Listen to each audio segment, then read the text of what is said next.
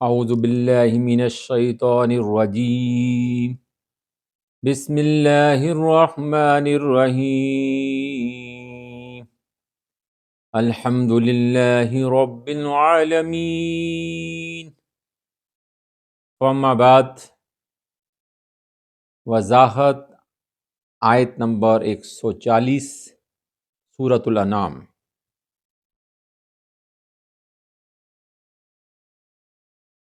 اولاد کے قاتل اللہ کے حلال کو حرام کرنے والے دونوں جہاں کی بربادی اپنے اوپر لینے والے ہیں.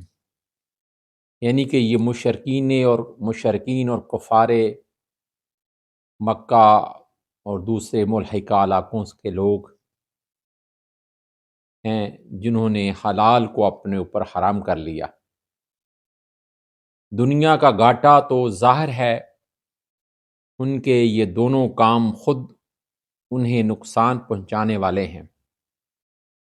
یعنی کہ انہوں نے دنیا کا گھاٹا بھی خریدا اور آخرت کی خواری اور عذاب بھی خریدا. اب دنیا کا گھاٹا کیا ہے؟ وہ بے اولاد، اللہ تعالیٰ نے ان کو اولاد عطا فرمائی اور انہوں نے خود اپنے ہاتھوں اپنی اولادوں کا قتل کیا اور وہ بے اولاد ہو گئے. مال کا ایک حصہ ان کا تباہ ہو جائے گا. رہا آخرت کا نقصان تو چونکہ یہ مفتری ہیں، کذاب ہیں، وہاں کی بدترین جگہ انہیں ملے گی. یعنی جہنم میں انہیں بدترین جگہ ملے گی، عذابوں کے سزاوار ہوں گے. جیسے فرمان ہے کہ اللہ پر،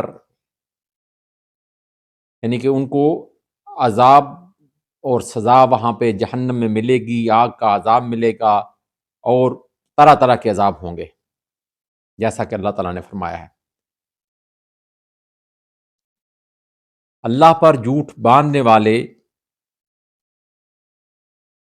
نجات سے محروم، کامیابی سے دور ہیں. یعنی کہ جو اللہ پر بہتان تراشی کرتے ہیں اپنے دنیاوی مفاد کی خاطر اور اللہ پر جھوٹ باندھتے ہیں، غلط بیانیاں کرتے ہیں، وہ تھوڑے سے مفاد، دنیاوی مفاد کی خاطر، اور وہ ان کو دنیا میں بھی خواری اور آخرت میں بھی ان کو نجات نہیں ملے گی، وہ نجات سے محروم ہو جائیں گے. یہ دنیا میں کچھ فائدہ اٹھا لیں لیکن آخر تو ہمارے بس میں آئیں گے، ہمارے پاس ہی انہوں نے آنا ہے لوٹ کر. اللہ تعالیٰ کہہ رہا ہے پھر تو ہم انہیں سخت ترین عذاب چکھائیں گے. یعنی کہ عذاب جہنم، استغفر اللہ، کھولتا ہوا پانی پیپ اور آگ کے اندر جلتے ہوئے جسم. اللہ تعالیٰ ہم سب کو معاف کرے، کیونکہ یہ کافر تھے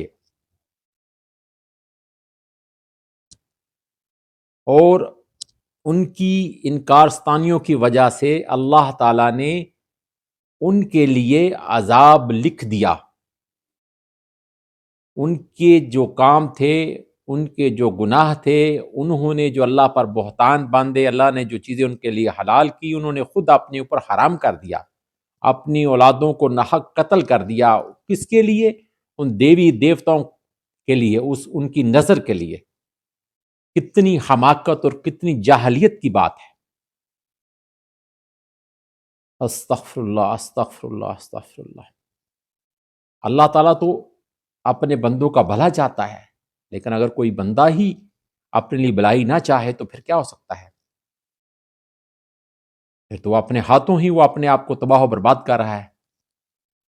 حضرت ابن عباس سے مروی ہے کہ اگر تو اسلام سے پہلے کے عربوں کی بدخصلتی معلوم کرنا چاہے، جو بندہ کہ وہ کس طرح کے لوگ تھے، ان کی بدخصلتی کو جاننا چاہے، تو سورہ انعام کی 130 آیات کے بعد آیت قد خسر الذین کذبوا بلقاء اللہ،